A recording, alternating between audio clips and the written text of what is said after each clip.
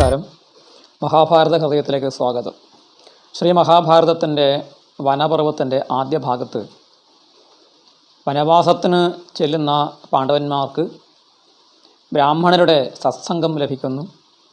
അതിൽ സാഖ്യയോഗങ്ങളുടെ നിഷ്ണാതനായിട്ടുള്ള ശൗനകൻ യുധിഷ്ഠിര മഹാരാജാവിന് ജനകൻ്റെ ഗീത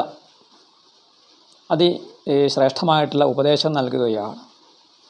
അപ്പോൾ ആ ഉപദേശത്തിൻ്റെ ആദ്യം തന്നെ അദ്ദേഹം പറയുന്നു, ശൗനകൻ പറയുന്നു, മനുഷ്യർക്ക് രണ്ട് തരത്തിലുള്ള ദുഃഖങ്ങളാണ്. ഒന്ന് ശാരീരികം, മറ്റൊന്ന് മാനസികം. രണ്ട് തരത്തിലുള്ള ദുഃഖങ്ങളാണ്, നമുക്കൊക്കെ അറിയാവുന്നത് തന്നെയാണ്.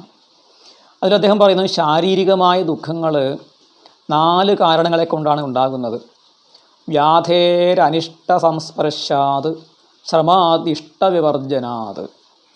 വ്യാധി എന്ന് വെച്ചാൽ ശാരീരികമായിട്ട് രോഗങ്ങളെ കൊണ്ടും ഇഷ്ടമില്ലാത്ത അനുഭവങ്ങൾ വന്നിട്ടും, പരിശ്രമം അതായത് അധ്വാനങ്ങളെ കൊണ്ടും, പിന്നെ ഇഷ്ടവസ്തുക്കളുടെ വിയോഗം, നഷ്ടം, അതുകൊണ്ടും. ഇങ്ങനെ 4 തരത്തിലാണ് ശാരീരികമായ ദുഃഖമുണ്ടാകുന്നത്. രോഗങ്ങളെ കൊണ്ടും, അനിഷ്ടമായിട്ടുള്ള സംഭവങ്ങളെ കൊണ്ടും, അധ്വാനം കൊണ്ടും, ഇഷ്ടവസ്തുക്കളുടെ വിയോഗം കൊണ്ടുമാണ് ദുഃഖമുണ്ടാകുന്നത്, ശാരീരികമായ ദുഃഖമുണ്ടാകുന്നത്. അവയെ പരിഹരിക്കാൻ ക്രിയായോഗദ്വയം, 2 തരത്തിലുള്ള യോഗങ്ങളെ ചെയ്യണം. എന്താണ്? ഒന്ന്, പരിശ്രമം ചെയ്തിട്ട് ഇവയ്ക്ക് പരിഹാരം കാണുക എന്നുള്ളതാണ്. മറ്റൊന്ന്, ഇവയെ നമ്മൾ മറന്നു കളയുക, ഇവയെക്കുറിച്ച് ചിന്തിക്കാതിരിക്കുക എന്നുള്ളതാണ് പരിഹാരം. ഈ 2 പരിഹാരങ്ങളുണ്ട്. വളരെ പ്രായോഗികമായ മാർഗങ്ങളാണിവ. ഇനി മാനസികമായ ദുഃഖമുണ്ട്. മാനസികമായ ദുഃഖങ്ങളെ പരിഹരിക്കാനുള്ള വഴി പ്രിയാഖ്യാനം, പിന്നെ സംഭോഗോപനയം, അതായത് പ്രിയപ്പെട്ട കഥകളും പ്രിയപ്പെട്ട കാര്യങ്ങളും കേൾക്കുക എന്നുള്ളത്, പിന്നെ സുഖവസ്തുക്കളെ ശേഖരിച്ച് സ്വന്തമാക്കുക എന്നുള്ളതാണ് വളരെ കൃത്യമായിട്ട് പ്രായോഗികമായിട്ടുള്ള പരിഹാരമായിട്ട് പറയുന്നത്. പക്ഷേ മാനസിക ദുഃഖം എന്ന് പറയുന്നത് വളരെ ബലവാനാണ് എന്നാണ് പറയുന്നത്, ബലമുള്ളതാണ്. എന്തുകൊണ്ടെന്ന് വെച്ചാൽ മാനസിക ദുഃഖം കൊണ്ടാണ് ശരീരത്തിനും ദുഃഖമുണ്ടാകുന്നത്. മാനസേന ഹി ദുഃഖേന ശരീരമുപതപ്യതേ അയഃപിണ്ഡേന തപ്തേന കുംഭസംസ്ഥമിവോദകം. മനോഹരമായ ഒരു ദൃഷ്ടാന്തം ഇവിടെ പറയുകയാണ്. എങ്ങനെയാണോ ചുട്ടുപഴിപ്പിച്ച ഇരുമ്പ് ഒരു കുടത്തിലുള്ള വെള്ളത്തിൽ മുക്കിയാൽ ആ വെള്ളവും ചൂടാകുന്നത്, അതുപോലെ മനസ്സ് ദുഃഖം കൊണ്ട് പൂരിതമാണെങ്കിൽ, മനസ്സ് തപിച്ചുകൊണ്ടിരിക്കുകയാണെങ്കിൽ ആ മനസ്സിൻ്റെ താപങ്ങൾ, ദുഃഖങ്ങൾ ശരീരത്തെയും ബാധിക്കുന്നു എന്നാണ് ഇതിൻ്റെ അർത്ഥം. അപ്പോൾ മനസ്സിൻ്റെ ദുഃഖ കാരണം എന്താണ്? മനോദുഃഖത്തിന് കാരണം എന്താണ്? ശൗനകൻ അല്ലെങ്കിൽ ഈ ജനകഗീതയിൽ പറയുന്നു, മനസ്സോ ദുഃഖമൂലം തു സ്നേഹ ഇത്യുപലഭ്യതേ. മനസ്സിൻ്റെ ദുഃഖത്തിന് കാരണം സ്നേഹം എന്നാണ് എന്ന് കണ്ടെത്തിയിരിക്കുന്നു. സ്നേഹം എന്ന് വെച്ചാൽ ഇവിടെ ഇഷ്ടം അല്ലെങ്കിൽ പ്രണയം എന്നുള്ള അർത്ഥത്തിലല്ല, മറിച്ച് ആസക്തി എന്നാണ്. ഏതെങ്കിലും ഒരു വസ്തുവിനോടുള്ള അമിതമായ മോഹം കൊണ്ട് ഉണ്ടാകുന്നതാണ് ഈ സ്നേഹം അല്ലെങ്കിൽ ആസക്തി. അത് കാരണമായിട്ടാണ് മനസ്സിന് ദുഃഖമുണ്ടാകുന്നത്. അതുകൊണ്ട് മിത്രജനങ്ങളോടും ധനസഞ്ചയത്തോടും ഈ സ്നേഹം അഥവാ ആസക്തി ഉണ്ടായിരിക്കരുത്, അതിനെ ഉപേക്ഷിക്കേണ്ടതാണ്. അത് ജ്ഞാനം കൊണ്ടാണ് ഇവയെ നമ്മൾ ഉപേക്ഷിക്കേണ്ടത് എന്നും പ്രത്യേകം പറഞ്ഞു. എന്താണ് ജ്ഞാനം ഉണ്ടായാൽ പ്രയോജനം? ജ്ഞാനിക്ക് സ്നേഹം ഉണ്ടാവില്ലേ, ആസക്തി വരില്ലേ എന്നാണെങ്കിലും വരും, പക്ഷേ വന്നു കഴിഞ്ഞാലും അത് നിലനിൽക്കില്ല. എങ്ങനെ? പത്മപത്രേഷു ഇവ ഓദകം. താമരയുടെ ഇലയിൽ ജലത്തുള്ളികൾ വീണതുപോലെ അത് ഉരുണ്ടുരുണ്ട് പോകും, അധികം നിൽക്കില്ല എന്നർത്ഥം. അതുകൊണ്ട് മഹർഷിമാർക്കും ജ്ഞാനികൾക്കും സ്നേഹമില്ല, ആസക്തി ഇല്ല എന്ന് പറയണ്ട. പരാശര മഹർഷിക്കൊക്കെ ആസക്തി ഉണ്ടായി, പക്ഷെ അത് വളരെ പെട്ടെന്ന് തന്നെ അദ്ദേഹം അത് ശമിപ്പിച്ച് പൂർവ്വസ്ഥിതിയിലേക്ക് വരികയാണ്. ഇതാണ് മാനസിക ദുഃഖത്തെ മറികടക്കാനുള്ള വഴി. അപ്പോൾ മാനസിക ദുഃഖത്തിന് കാരണമായ സ്നേഹം കാരണം രാഗമുണ്ടാകും, കാമമുണ്ടാകും, ഇച്ഛയുണ്ടാകും, തൃഷ്ണയുണ്ടാകും. തൃഷ്ണ ഏറ്റവും ബലവത്തായിട്ടുള്ള ഒരു മാനസിക രോഗമാണ് എന്ന് പറയുന്നു. യം യാ ദുസ്ത്യജാ ദുർമതേഭിർ യാ നജീര്യതി ജീര്യത യോസോ പ്രാണാന്തികോ രോഗ താം തൃഷ്ണാം ത്യജത സുഖം. ഈ ശ്ലോകം പല രൂപത്തിൽ മഹാഭാരതത്തിൽ പലതവണ പറയുന്നുണ്ട്. ഭാഗവതത്തിലും ഈ ശ്ലോകം കാണാം. തൃഷ്ണ ഇങ്ങനെയുള്ളതാണ്. ആ തൃഷ്ണ നമ്മുടെ ശരീരം ജീർണിച്ച് നമ്മൾ മരിച്ചു പോയാലും ഈ തൃഷ്ണ നമ്മുടെ അന്ധഃകരണത്തെ രൂപത്തിൽ ബാധിച്ച് വരും ജന്മങ്ങളിലും ഈ തൃഷ്ണ വളർന്നുകൊണ്ടേയിരിക്കും. ശരീരം തളർന്ന് ജീർണിച്ച് മരിച്ച് മണ്ണിനടിയിലായി പോയി കഴിഞ്ഞാലും ഈ ആഗ്രഹങ്ങൾ നമ്മളെ വെറുതെ വിടില്ല, അത് നമ്മുടെ കൂടെ തന്നെ വർദ്ധിച്ചു വരികയും ചെയ്യും. അതുകൊണ്ട് നമ്മുടെ ജീവനെടുക്കുന്നതായ ഒരു രോഗമാണ്, മാരക രോഗമായ ഈ തൃഷ്ണയെ നമ്മൾ എന്ത് ചെയ്യണം?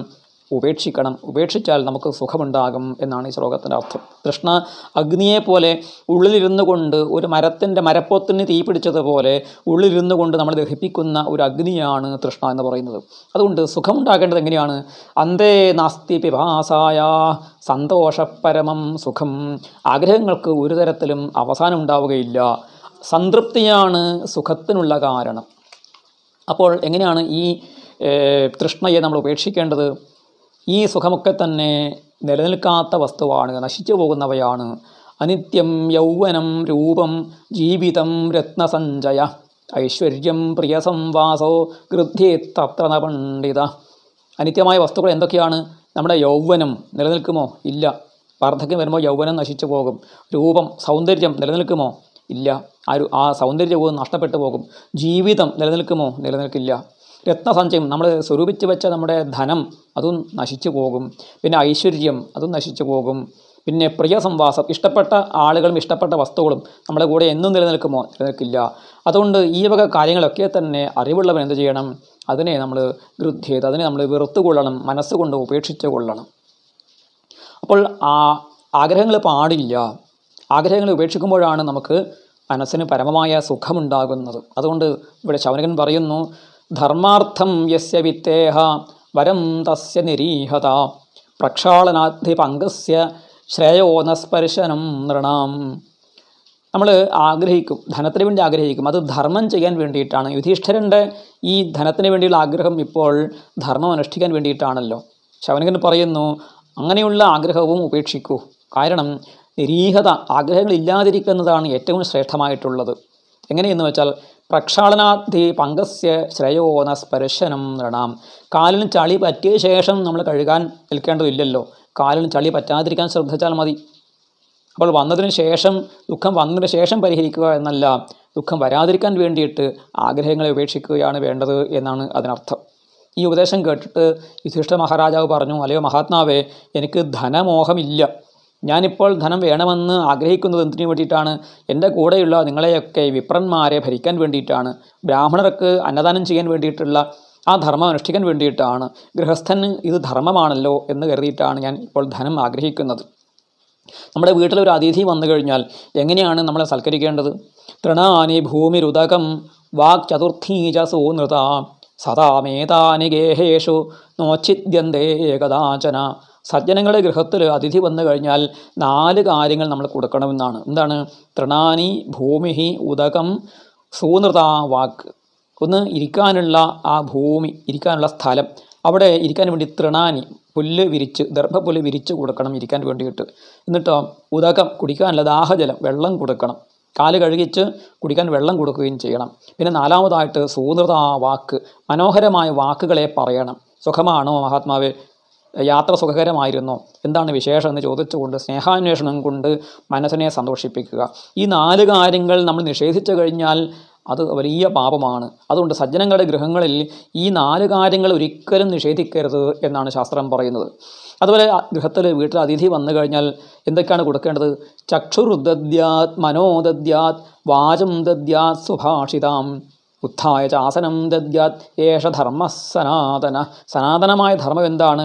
ആദ്യം വന്ന അതിഥിയെ അദ്ദേഹത്തിന് കണ്ണ് കൊടുക്കുക, അദ്ദേഹത്തെ നമ്മൾ നോക്കുക. ചില ആളുകൾ നോക്കാൻ പോലും കൂട്ടാക്കുകയില്ല. അങ്ങനെ തന്നെ അവരെ അവഗണിക്കുന്ന ആളുകളുണ്ട്. ആദ്യം കണ്ണുകൊണ്ട് അവരെ സ്നേഹത്തോടെ നോക്കുക. പിന്നെ മനസ്സ് അവർക്ക് കൊടുക്കുക. അവരെന്തിനാകും വന്നത്? അവരുടെ കാര്യങ്ങളെക്കുറിച്ച് ചിന്തിക്കുക. എന്നിട്ട് അവരോട് നന്നായിട്ട് പെരുമാറുക. വാചം ദദ്യാത്, നല്ല വാക്കുകളെ പറഞ്ഞ് അവരെ സന്തോഷിപ്പിക്കുക. സുഭാഷിതാം വാചം, നല്ല വാക്കുകളെ പറഞ്ഞ് അവരെ സന്തോഷിപ്പിക്കുക. പിന്നെയോ ഉത്ഥായ ആസനം, എഴുന്നേറ്റ് നിന്നുകൊണ്ട് അവർക്ക് ഇരിക്കാനുള്ള ആസനം കൊടുക്കുക എന്നുള്ളതാണ്. ഈ ശ്ലോകത്തെ തന്നെ പിന്നീട് അല്പം വ്യത്യാസമായിട്ട് പറയുന്നുണ്ട്. അതിൻ്റെ ഉത്തരാർത്ഥമായിട്ട് പറയുന്നു, ചക്ഷുർദദ്യാത് മനോദദ്യാത് വാചം ദദ്യാത് സുഭാഷിതാം അത് കഴിഞ്ഞ് അതിൻ്റെ ഉത്തരാർത്ഥമായിട്ട് പറയുന്നു, അനുവ്രജേതുപാസീത സ യജ്ഞ പഞ്ചദക്ഷിണ. അവർ തിരിച്ചു പോകുമ്പോൾ അവരെ അനുഗമിച്ച് പോവുക, അവരെ ഭക്തിപുരസ്സരം അവരെ സേവിക്കുക. ഇത് 5 തരത്തിലുള്ള യജ്ഞം തന്നെയാണ്. 5 തരം ദക്ഷിണയോട് കൂടിയിട്ടുള്ള യാഗമാണ് ഈ അതിഥിയെ ഉപാസിക്കുക എന്നുള്ളത്. ഇതാണ് യുധിഷ്ഠിര മഹാരാജാവ് പറയുന്നത്. പിന്നെ അദ്ദേഹം പറയുന്നു, ആത്മാർത്ഥം പാചയേന്നാന്നം ന വൃഥാ ഘാതയേത് പശൂൻ നജതത് സ്വയം അശ്നീയാത് വിധിവത് എന്ന നിർവവേത്. അവനവന് വേണ്ടി മാത്രമായിട്ട് ഭക്ഷണം പാകം ചെയ്യരുത്. അതിഥികൾക്ക് കൊടുക്കണം, മറ്റ് ജീവജാലങ്ങൾക്ക് കൊടുക്കണം. നവൃഥാ ഘാതയേത് പശുൻ. മൃഗങ്ങളെ അനാവശ്യമായിട്ട് കൊല്ലരുത്. അവനവനെ തിന്നാൻ വേണ്ടിയിട്ട് മൃഗങ്ങളെ കൊല്ലരുത്. അഥവാ കൊല്ലേണ്ടി വന്നാൽ അങ്ങനെ മാംസം തിന്നേണ്ടി വന്നാൽ അതെന്ത് ചെയ്യണം? വിധിപ്രകാരം ദേവന്മാർക്ക് ഒക്കെ തന്നെ യജനം ചെയ്തിട്ട് അത് അഗ്നിയിൽ ഹോമിച്ച് ദേവന്മാർക്ക് തൃപ്തി വരുത്തിയ ശേഷം അതിൻ്റെ പ്രസാദമായിട്ട് മാത്രമേ മാംസം കഴിക്കാൻ പാടുള്ളൂ എന്നുള്ളതാണ്. അതുകൊണ്ട് അവനവന് വേണ്ടി പാചകം ചെയ്യരുത്. അവനവന് വേണ്ടിയിട്ട് മൃഗങ്ങളെ കൊന്ന് മാംസത്തെ ആഹരിക്കരുത്. വിധിവത് എന്ന നിർവവേദി. വിധിപ്രകാരം മാത്രമേ ഏത് ഭക്ഷണവും നമ്മൾ കഴിക്കാൻ പാടുള്ളൂ. എന്താണ് വിധി? ശുഭ്യശ്ച ശ്വപതേഭ്യശ്ച വയോഭ്യശ്ചാവപേത് ഭുവി. പട്ടികൾക്കും പട്ടിയെ ചുട്ടുതിന്നുന്ന ചണ്ടാളന്മാർക്കും കാക്കകൾക്കും വേണ്ടിയിട്ട് അത് നമ്മളുണ്ടാക്കിയ ഭക്ഷണം ആദ്യം വിതരണം ചെയ്യണം. അത് ഭൂമിയിൽ നമ്മൾ വിട്ടുകൊടുക്കണമെന്നാണ്. വൈശ്വദേവം ഹി നാമൈതത് സായം പ്രാതശ്ചതീയതേ.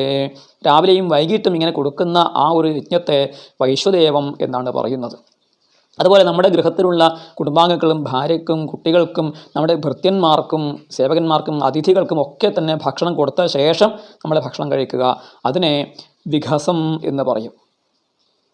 അതുപോലെ വൈശ്വദേവം മുതലായിട്ട് യജ്ഞങ്ങൾ ചെയ്തിട്ട് അതിൻ്റെ ശേഷമായിരിക്കുന്ന ഭക്ഷണം കഴിക്കുന്നതിനെ അമൃതം എന്ന് പറയും. അപ്പോൾ വിഘസാശി ഭവേ തസ്മാത് നിത്യം ചാമൃതഭോജന. വിഘസോ ഭുക്തശേഷം തു യജ്ഞശേഷം തഥാമൃതം. ഇങ്ങനെ അമൃതവും വിഘസവും കഴിയുന്നവനാണ് ഏറ്റവും ശ്രേഷ്ഠനായ ഗൃഹസ്ഥൻ എന്നുള്ളത് കൊണ്ട് എനിക്കും ആ ഗൃഹസ്ഥധർമ്മം ചെയ്യണമെന്ന് ആഗ്രഹമുണ്ട് എന്നാണ് ശൗനകനോട് അല്ലെങ്കിൽ ഈ ബ്രാഹ്മണരോട് യുധിഷ്ഠിര മഹാരാജാവ് പറയുന്നത്. ശാസ്ത്രത്തെ ഉദ്ധരിച്ചുകൊണ്ടാണ് അദ്ദേഹം അവരുമായി സംവദിക്കുന്നത്.